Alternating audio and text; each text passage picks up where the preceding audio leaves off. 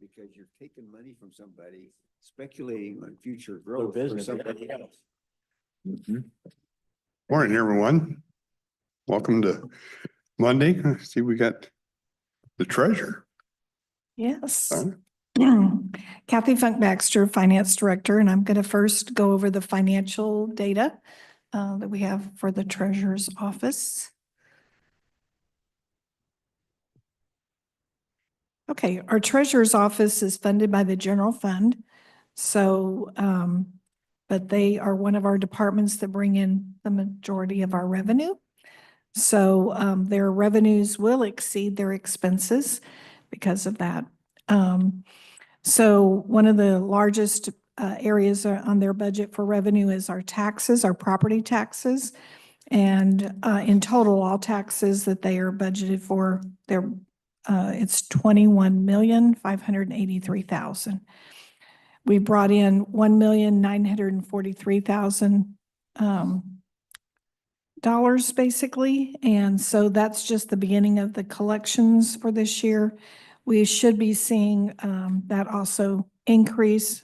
Large influx of property tax revenue will be collected in April because that's where the first half of taxes are due. And then they have some other small budget items here. Goods and services is the next largest, or fines and penalties in goods and services. Goods and services are budgeted at $217,650, and we've brought in $40,778. The fines and penalties, $300,000. We brought in $52,250. And then miscellaneous is their next largest budget revenue item at $2.7 million. And we've received $157,000 in that line for unclaimed property receipts that we got from the state. And we also have $398,000 in investment income that came in during the month. So I don't anticipate any issues at this point with any of our revenue projections or budget projections on the revenue side. So the taxes, that's all property taxes? Predominantly, yes. So the million we get on sales tax, is that in here or does that go No, someplace else? it's someplace else. Auditor, Okay, I'm not sure why, but the auditor's office receives the it's where sales that, tax that's revenue. shown. So Yeah. this is primarily property taxes. So we get about Yeah. 21 plus in property taxes, another 11, 12, 10, whatever in the, In sales tax. right, okay. Is miscellaneous primarily constituted of the unclaimed property receipts and investment income? Well, the current actuals, that's what it is, but our budget is primarily budgeted based upon investment income. And that the unclaimed property is not from the state. It's when we foreclose on property, and if we have any excess funds, they sit in the treasurer's fund until 3 years. And then once, if the owner of the property that we foreclosed on does not apply to receive those funds, then they get turned over to general fund. So that one's tough to budget for. Yeah, that's a total, Yeah. I mean, we could, estimate an amount, but we're trying up until that 3 years. We send them letters and remind them, hey, you need to turn in this application and, prove that they're the person that should be receiving the funds and all the documentation.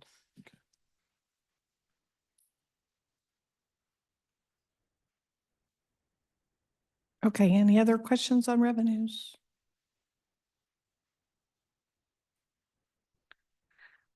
Okay, we have expenses, and our expenses for our Treasury Department are primarily personnel at budgeted $937,110. Our actuals were $188,000, And that represents basically 2.5 months worth of salaries and benefits. And so, we haven't booked the, other half of March, salaries yet. And so that is, we're a little bit below target just because of that.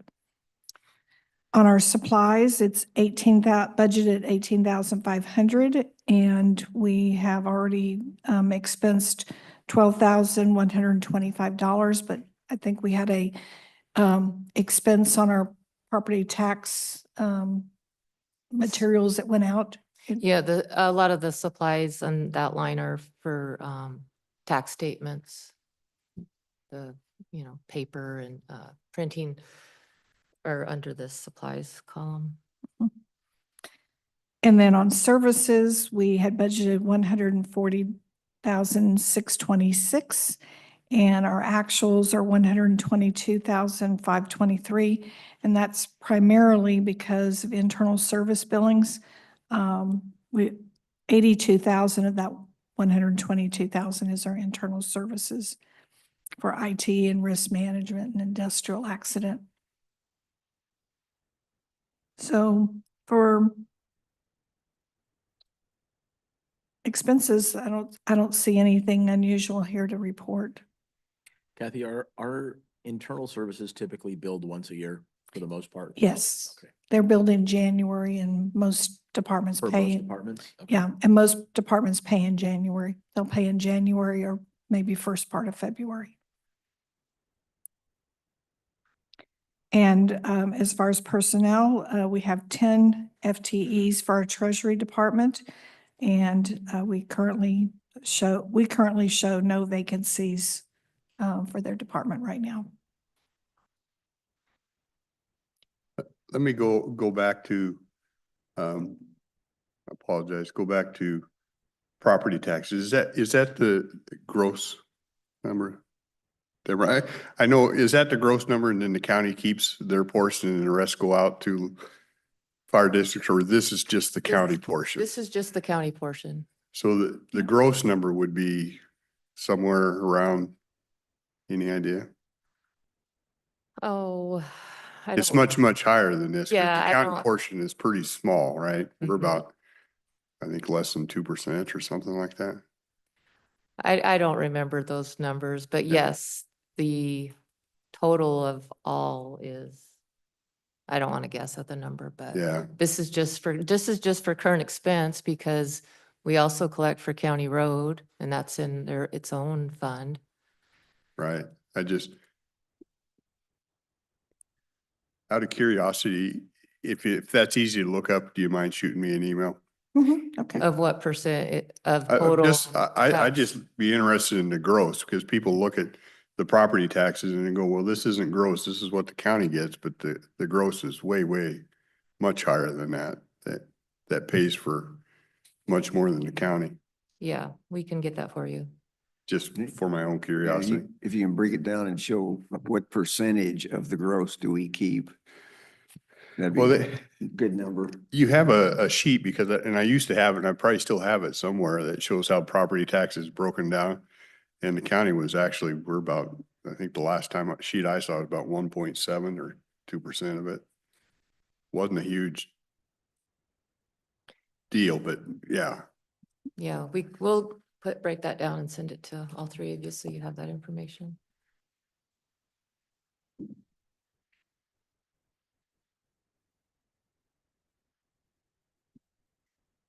And then the treasurer also has a fund called Treasurer Investments, and this is very small amount of revenue coming in, goods and services budgeted 200,000. And this is related to investment services. And so they brought in so far this year $43,592. And miscellaneous revenue is interest income on this fund. So this fund is our investment pool. So the 200,000 in revenue is just the expense or the fees that we charge. So all of the funds that are within our pool are charged a fee for the investment services. And so the fees that we get come in here, and then that pays for all of our expenses for running the investment pool. How many investments does the treasurer's office have? Because we have the other investments that brought that other income in under miscellaneous. The interest earnings from our investments go into current expense. The interest earnings don't go into here, just the fees. Okay. So the, under miscellaneous in the general fund, that's where all the The earnings go. earnings go. Okay.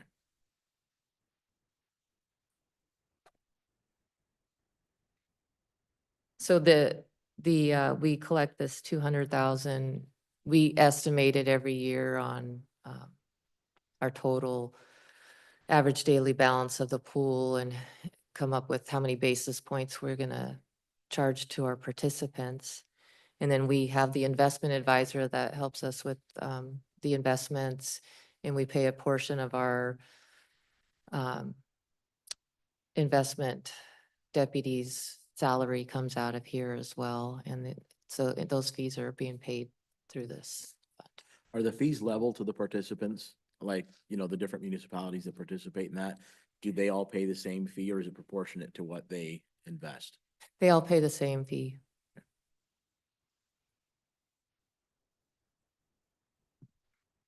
Yeah, so in this fund, revenue is budgeted at 200,000 and our expenses are budgeted at 200,000 as well. And as Deborah said, it's a portion of one person. That's the transfer for 65,000 that we have budgeted.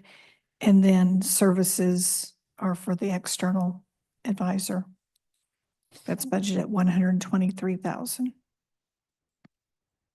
And that supplies amount, because I was confused on that too. The supplies was, we pay for the programming. We have an investment program that keeps track of all of our participants and helps us allocate the interest earnings. So that's a fee that is paid for the program that we use.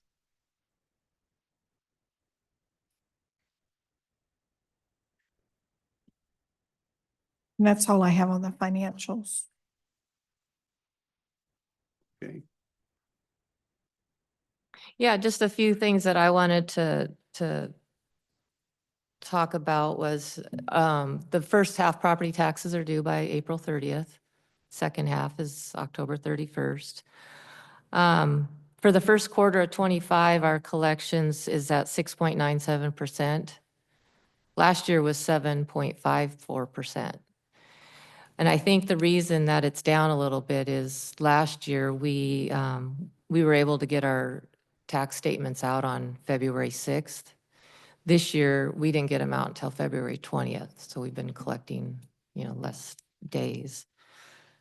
Part of that was some issues that we were having with our tax receipting system and getting you got to go through all the steps. And when we have any issues, we work with the vendor on figuring out what they are. And so just waiting to get that whole process done to get those out. We always try to get those statements out by February 14th. That's what historically it's always been. People start calling, taxpayers start calling, beginning of February, wanting those tax statements. And so we try to get them out as quickly as possible. One of the other things I brought was we collect the real estate excise tax. So the number of affidavits that we brought in for the first quarter of 25 was 932. Last year was 792. The year before was 877. But going back to 22 was 1,328 and the same amount for 21. So with the way the market's been, that number has been falling. But from last year, 792 in the first quarter to 932. So the real estate transactions are coming up a little. So that's, Yeah. That's a positive sign, right? Yeah.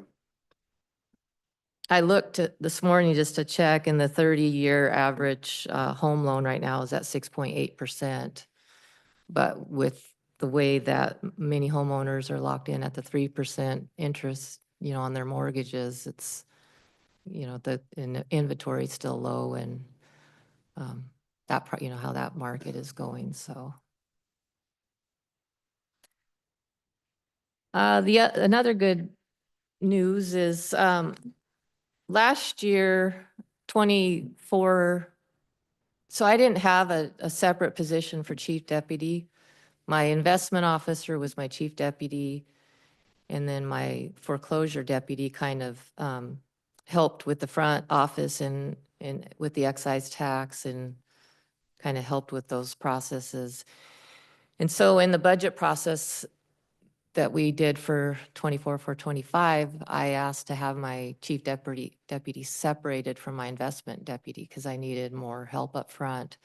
And that was approved in the budget. And so now I have a chief deputy, and then, so she was my foreclosure deputy, who's now my chief deputy. I have a new foreclosure officer.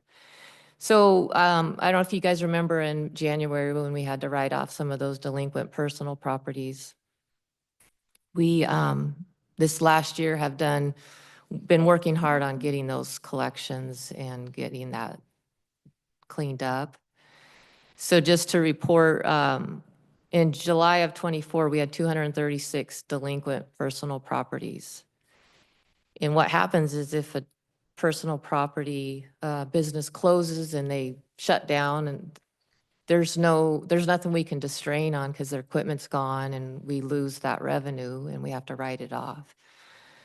So we've been working hard and tracking down these businesses and working with the assessor's office. And in the meantime, there's been 31 businesses that were closed that were still on the roll that we've cleaned up that. We've gotten 8 of the businesses on payment plans, and we are down at this time to only 7 delinquent personal property. Come Wow. April 30th, That'll go up. that'll go up for who does not pay, but we are going to, start on them right away on those payments because to distrain the property, we're supposed to go out there right away and start selling their equipment. And that's not something we want to do. And we are trying to work with them to either get them on a payment plan or, whatever we can to stop that from being an issue. So I'm proud of my staff for getting that all caught up, and we'll see how things look on April 30th. No, that's Or good after job. April 30th, once we get all the tax. It takes a few days because we accept postmarks up to April 30th. So it'll take a little time to get all the mail processed. So if a business closes and takes all their equipment and is gone, but the property's still there. So why would we fail to collect property taxes off of that piece of property? Somebody owns that. Yeah, there's real property and then there's personal property. So if the person that has a business and they own the real property, we can attach their personal property taxes to the real property account. But if they're renting a building or, they don't own the real property, and But if they're renting, doesn't the owner of the property owe the property taxes? they owe the real, yes. And we're just talking about personal property for the equipment Okay. that a business owner owns.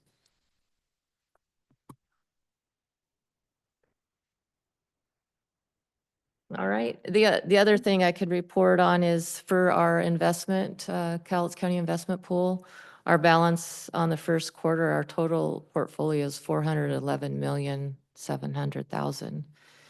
And we ended the first quarter with a interest rate of 4.59%. So the rates are sticking around there. I looked this morning because we keep our liquidity portion, about 30% of our pool, in the Washington State local investment pool. And Their rate as of today is 4.38%. So and it was 4.39 at the end of March. So it's holding steady at the LGIP. And that's liquid money? That's our liquidity portion of our pool. That's pretty good. Yeah. That is. It has a 23-day average maturity at the Mhm. state investment pool. So as soon as the rates start dropping, the LGIP will Yeah. drop right along with it. That's pretty good. Yeah. Okay, do you have any other questions? All right. No, thank you. Thanks, Deborah. Thank you. Thank you, thank you.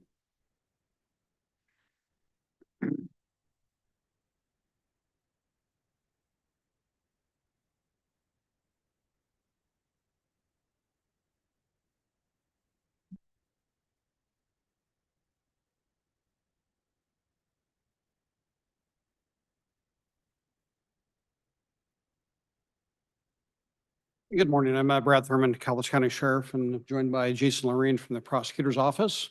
And we're here today just to follow up with our meeting from about 2 weeks ago. We were talking about the county dog control ordinance, specifically the declaring dangerous dogs and potentially dangerous dogs, that portion of it.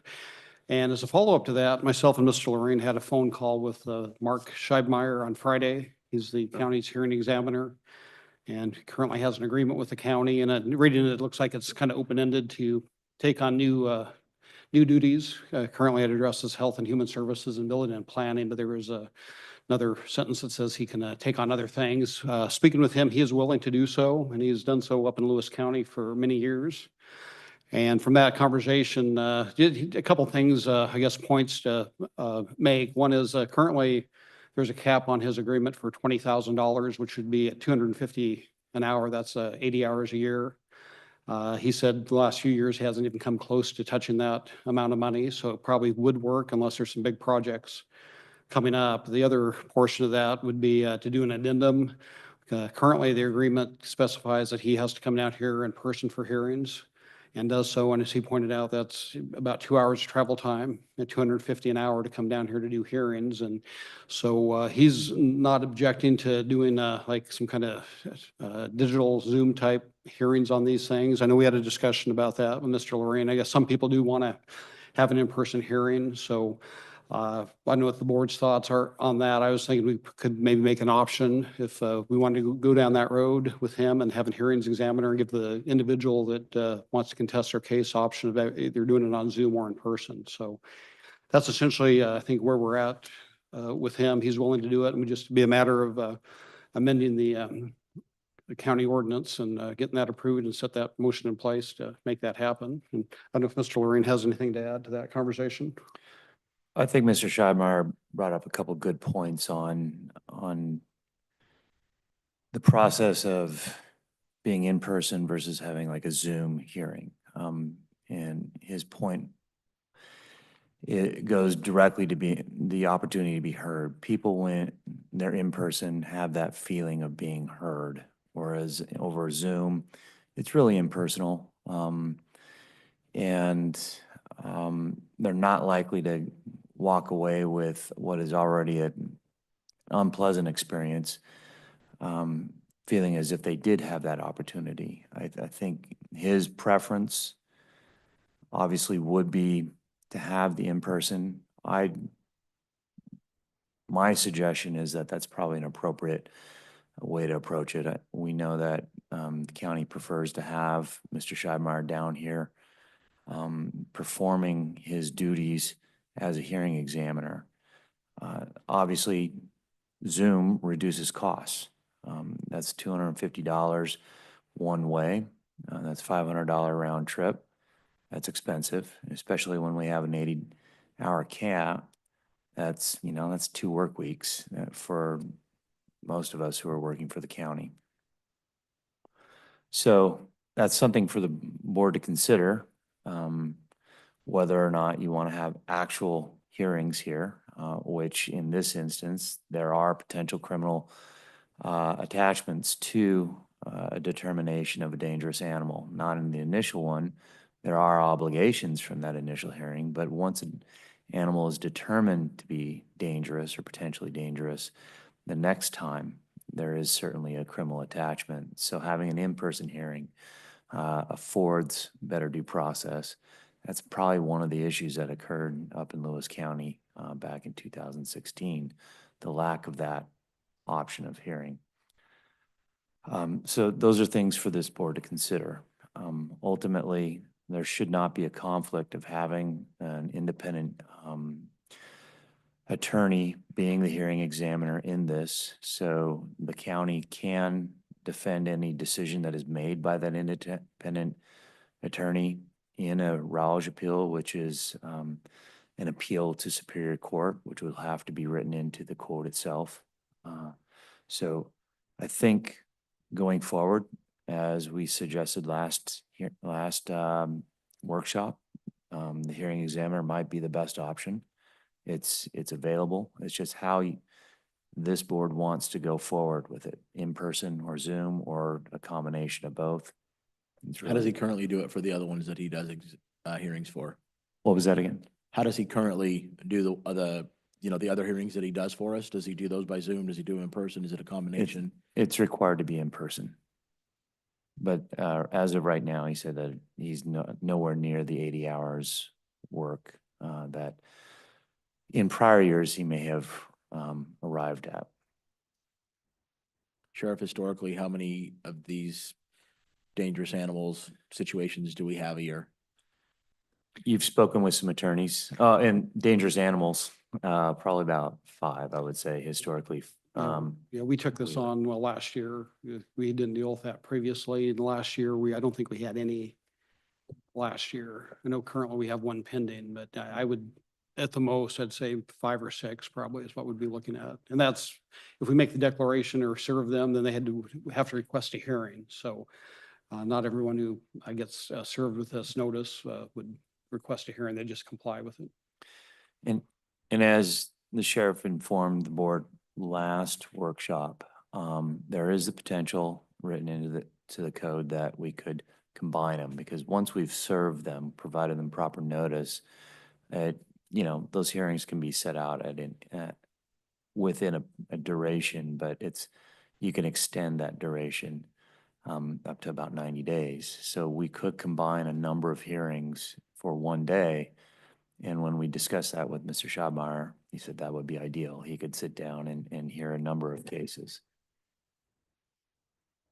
So if we're doing in person and he's got an hour's travel time each way and each hearing takes an hour, I guess I don't know how many hearings he could hear in an hour, but how many cases he could work through.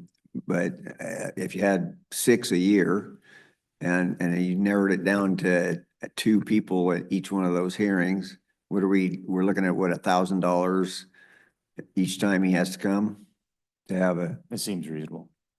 Yeah, I think your assessment of about an hour per hearing is about right. Okay. And is he guaranteed a minimum of an hour if he shows up for one and it's only 15 minutes long, or is it prorated based on how long he actually is in a hearing? Now, that's something that can be discussed with him. We don't deal with the dollars and cents. That's the board's job, but 15 minutes. No, I mean 15 his minutes. current contract. It just says an hourly rate of 250 on the contract. There was no, Check how he bills us. And even though he's not near 80 hours right at the minute, what's the average been for his current contract? How close does he get to that 80 hours each year for the last however many years he's been doing this? the last 4 years, he said since COVID, he hasn't gotten anywhere near the 20,000 or 80 hours worth of work. Okay. He's probably had 1 or 2 hearings with planning for a while. The most extensive hearing that he had was a case that had some 30,000 documents and exhibits that he came to the board, or our office came to the board and asked for an extension or an increase to permit him to review each one of those items. I mean, that was obviously that wasn't something that you planned for, but it can be something that needs to be done. Be Okay. that as it may, his work was thorough, and every reviewing court that looked at his decision followed his decision by the word. So he does good work. Okay, And I'll mention too, he did the special use permit for the gun range here for us about 3 or 4 years ago. And I know that was pretty extensive. And in some cases, you're paying him beyond the hearing. You're paying him to write up the result in order from that. And that was a multi-page document too. So I think that was another big one that he did as well. But like I said, in the last few years, he has not had any big projects like that from the county. Those types of things are all one-off, and it usually comes to us for approval before it's done, because we know it's one-off. Precisely. So what I'm hearing is, if we change the ordinance, he's willing to do this, we need to adjust the ordinance to include that in along with the regular duties. I'm hearing the 20,000 probably gonna work. I mean, if we need to adjust it, we can adjust it, but it sounds like it's probably gonna work from the past year's experience, unless there's one big thing that kicks in. That's an accurate assessment. Okay.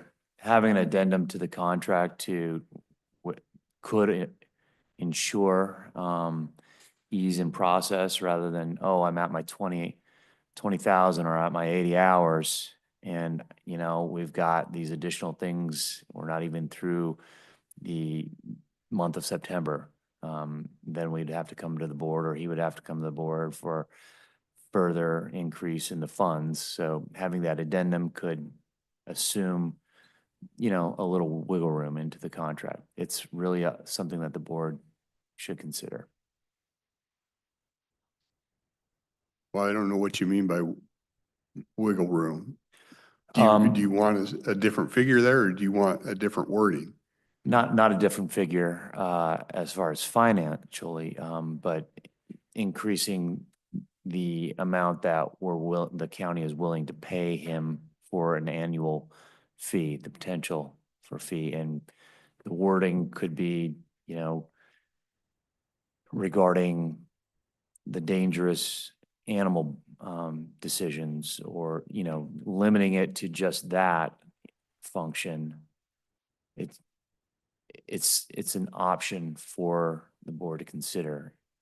We can stick with what the current terms of the contract are, with his recitation that he hasn't hit that in the last 4 years, and it doesn't appear that it's likely to do so.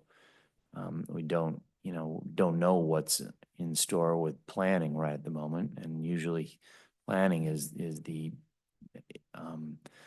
office that tends to use his services Right. more than any other. But the ordinance and the contract are two separate things, right?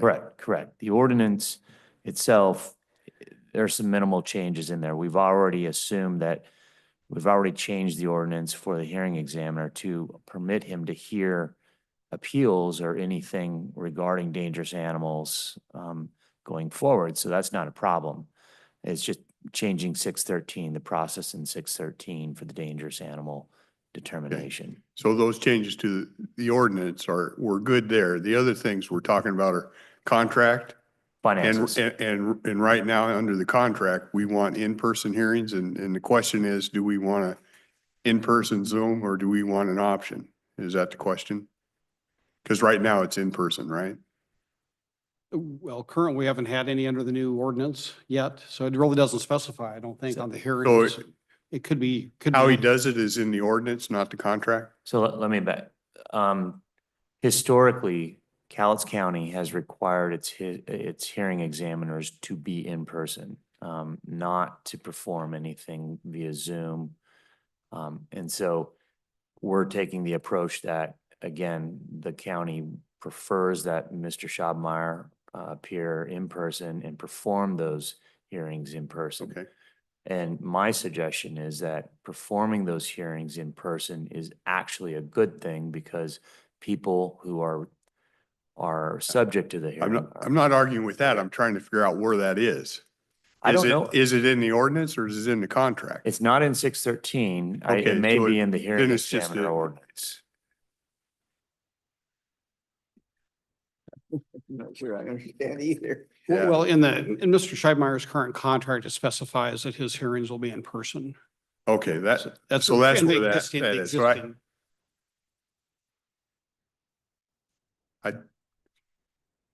personal opinion, I tend to agree. In person, people want it there. So I don't think I'd change Okay. that. So I think the only change that's needed is really putting in the ordinance that he can hear the dangerous animal cases. That's correct, yep. Yeah. You can just leave it generic, a hearings examiner, not necessarily him, then after the ordinance is in place, can contract with him or, Yeah, and if we need to adjust, if we see things happening, we need to adjust the contract, I think we'd be more than willing to do that. Jason, what you were, I want to make sure that I understood what you were saying with regards to the wiggle room. Were you saying that we could amend his contract to say $5,000 of it will be for animal rights and not to exceed that? And if so, we would need to make an amendment of the 20,000. Is that what you were talking about? We could either do that, earmark 5 of the 20 for dangerous animal or increase to 5,000, 25,000. yeah, okay. That, I'm just giving you options to Yeah. consider. It's really not my place to discuss what you want to do financially. But as it stands right now, going into the future, it looks like his current contract would cover the amount of time and money without crowding the total on that. It looks like it'd be okay the way it's set up right now. According to Mr. Scheibmeyer, he believes that he'll fall within the 80 hours that are listed within his contract. And so I think that it's reasonable to go forward.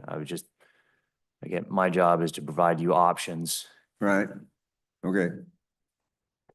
Yeah, I think the simple way to just say, have it included in his contract and be done. Yeah, just add the language for the dangerous animals. So just amend the ordinance so that he can look at that and then the contract will just be what it is. That sounds good. We Okay? can get that done. that'll work, so. Guess we'll bring an amended ordinance back to you here. Yeah. Great.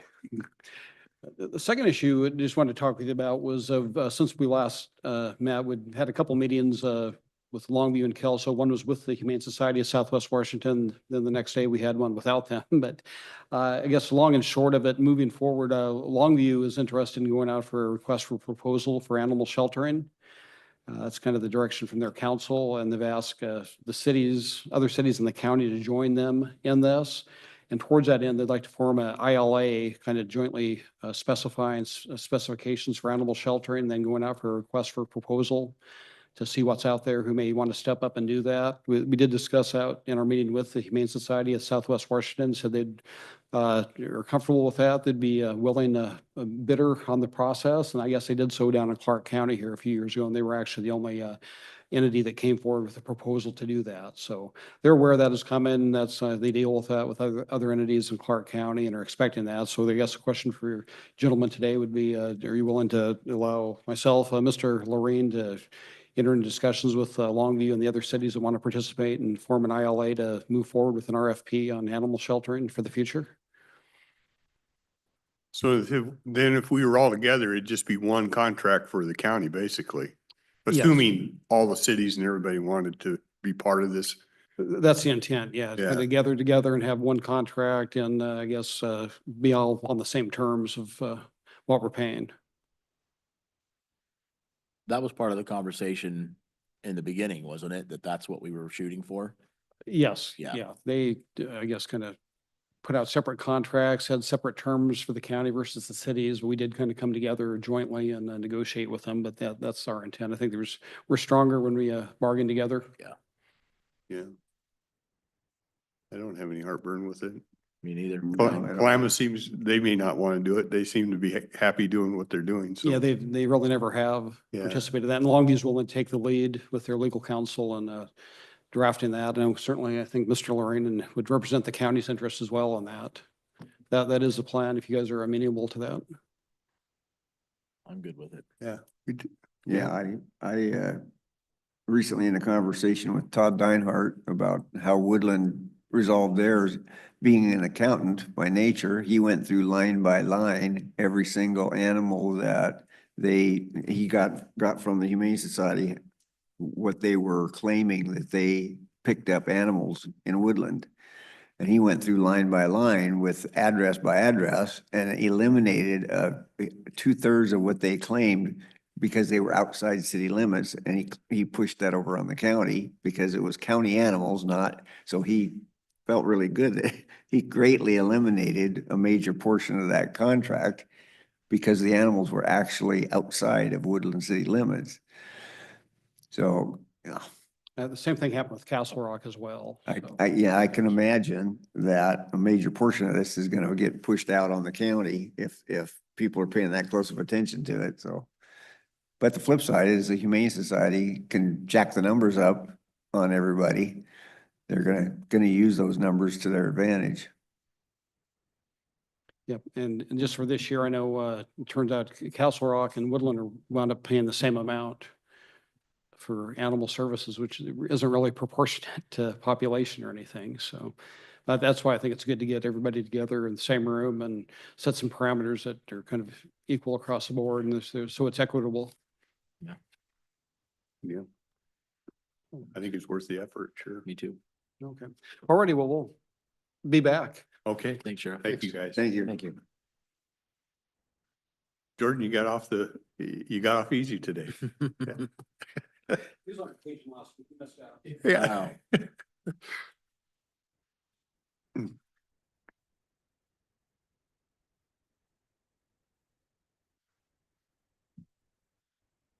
Okay.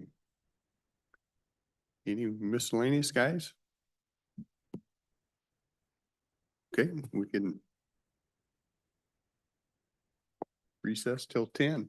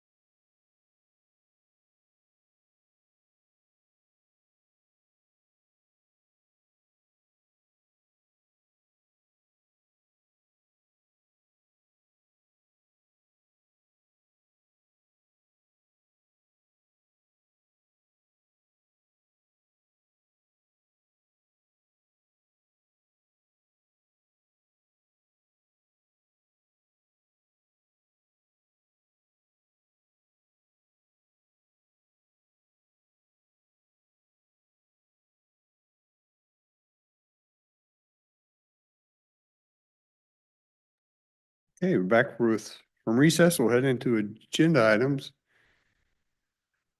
I see IT is the online. He's at a conference, so we'll skip down finance department.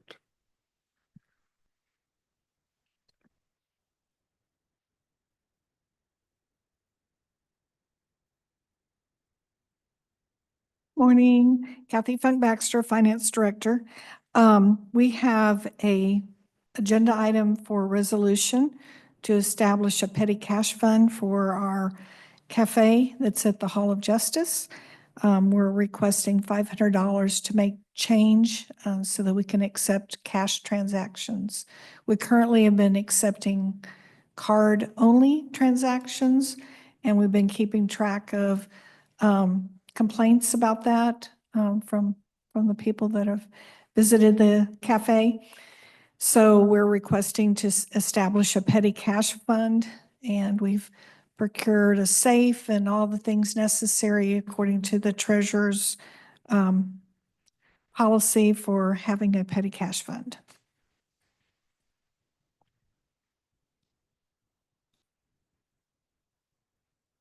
I got no problem with it.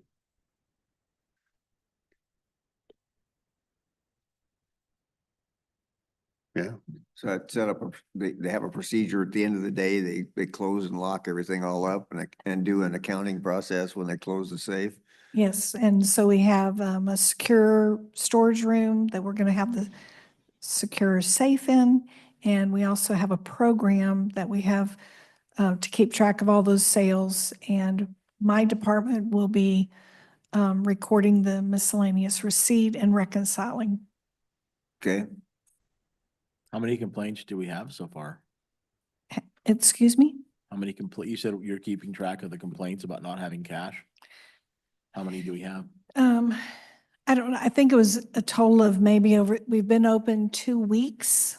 And so I think it's been a total of maybe 3 or 4 a day requesting to have cash transactions. Wow. So, Yeah, I think if we're gonna have it open, we need to do whatever we can to help it create revenue, so. right. Yeah, Yeah, we want it to be a break even operation. So,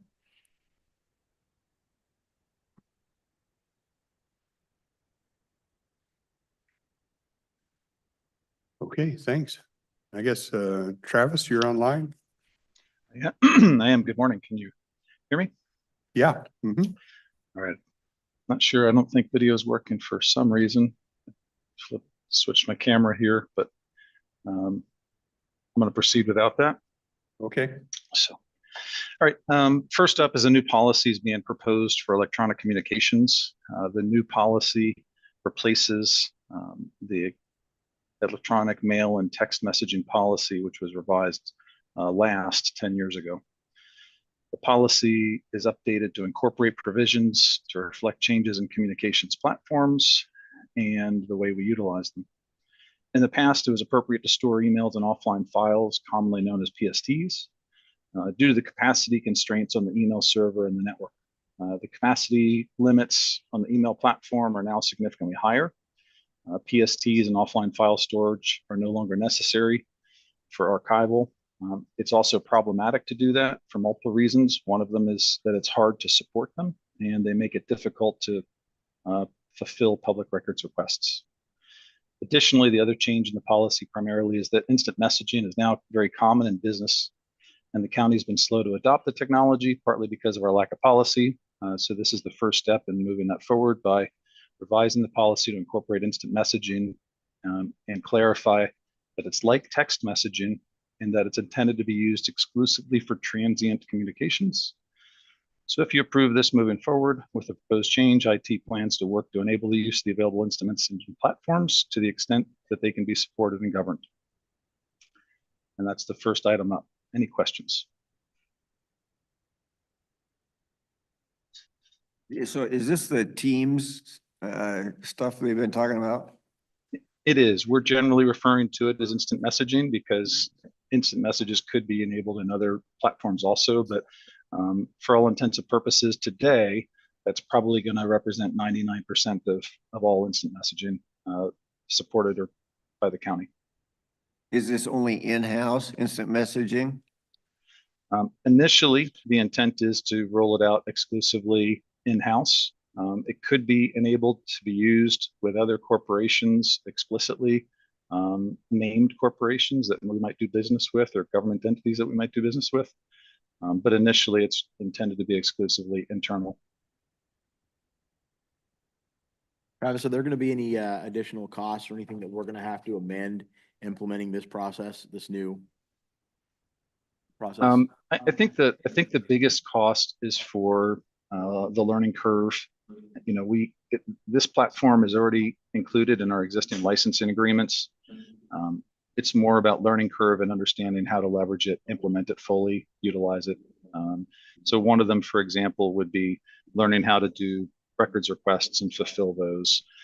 We've already started down that. We've demonstrated that we have the capability to do that, but we'll need to delve into that a little further. But it's mostly just training and learning curve.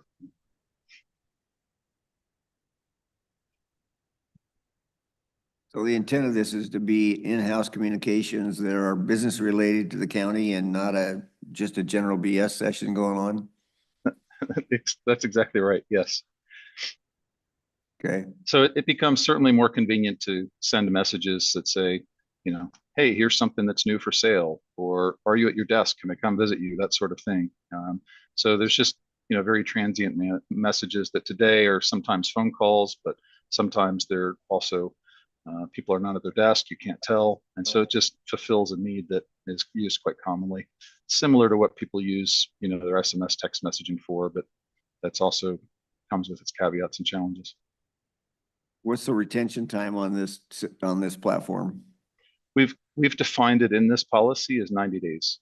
It could be set longer or shorter, but we've intentionally used 90 days because there's been some litigation throughout the state with shorter retention periods.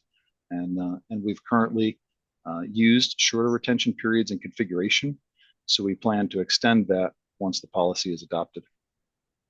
Who's going to monitor this system as far as being used appropriately and that it doesn't become records that are going to cause us a problem for discussion purposes?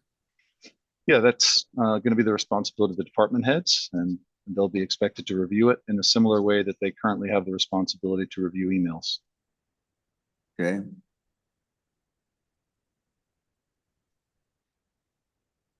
Travis, who was all involved in putting this together? I think the primary folks involved were legal, David Berger, Okay. and then Bailey from the retention office, and myself. Okay, thank you. Sure.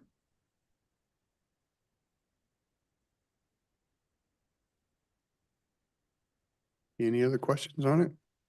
Okay. Thank you, Travis. Thanks, Travis. Sure. Thank you.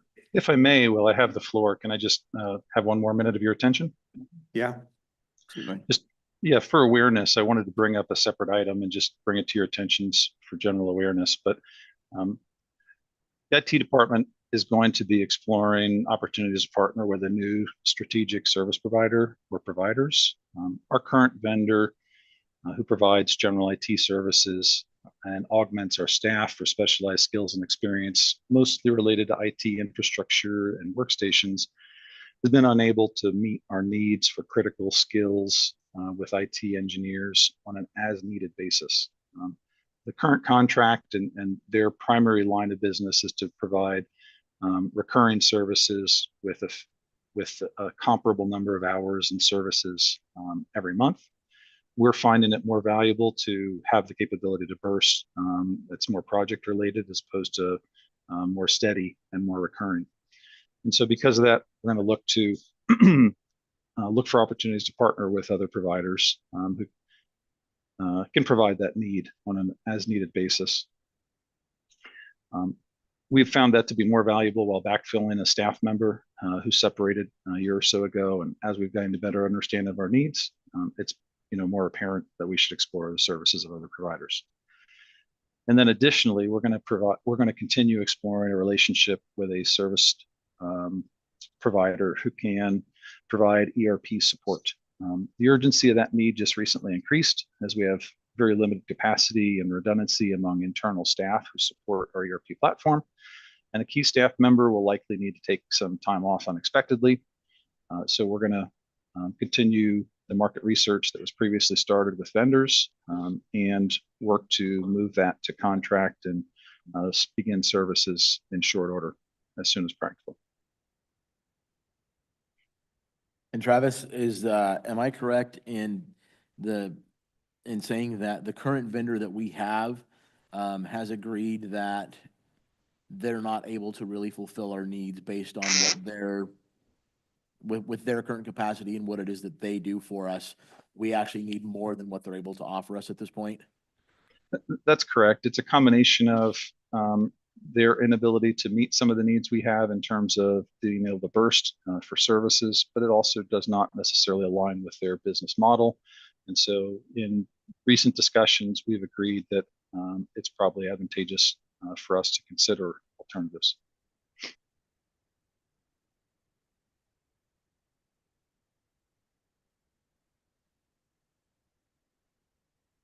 Okay, All right, thank you. perfect. Thank you. Thank you. Thank you. Public Works.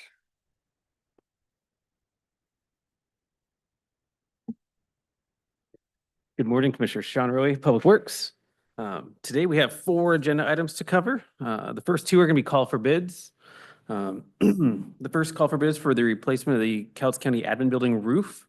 Those will be scheduled to be opened on May 12th at 1:30.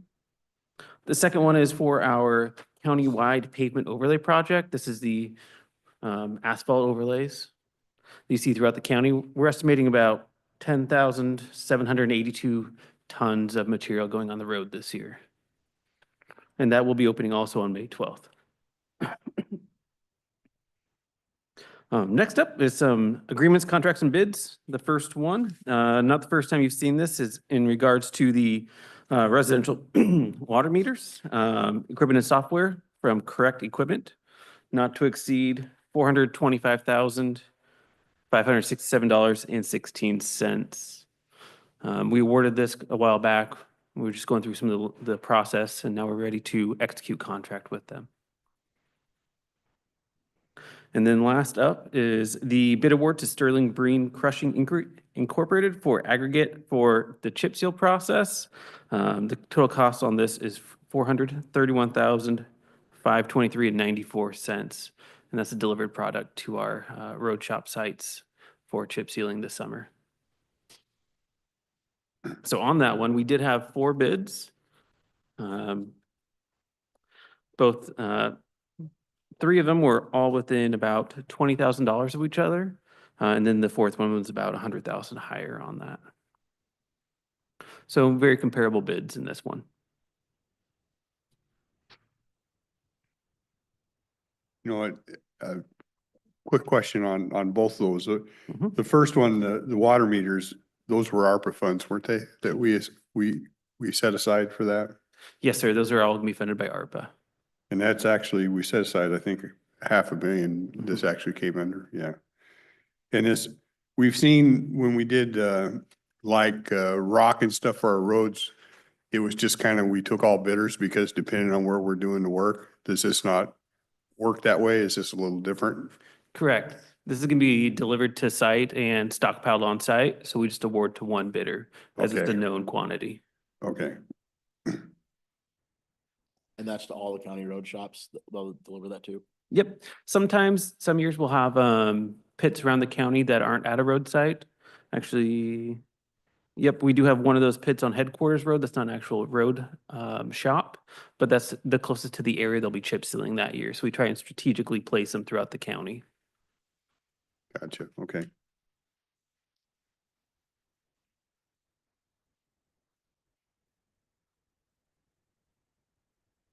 Anything else? That's all I have. Any additional questions at all? Awesome. Thank Get you. up easy today. John. Hey, we'll see you tomorrow.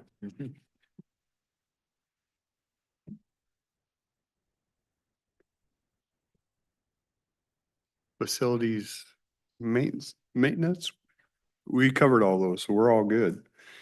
We're down to miscellaneous.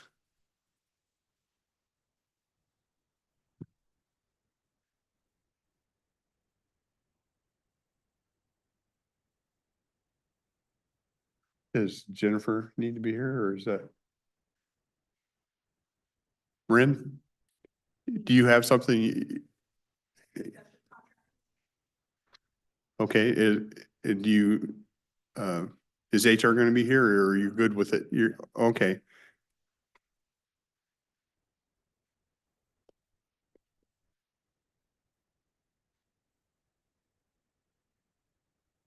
Time frame? Do you think? 10, okay. We can take care of that now. We'll go into executive session for contract negotiations, 10 minutes.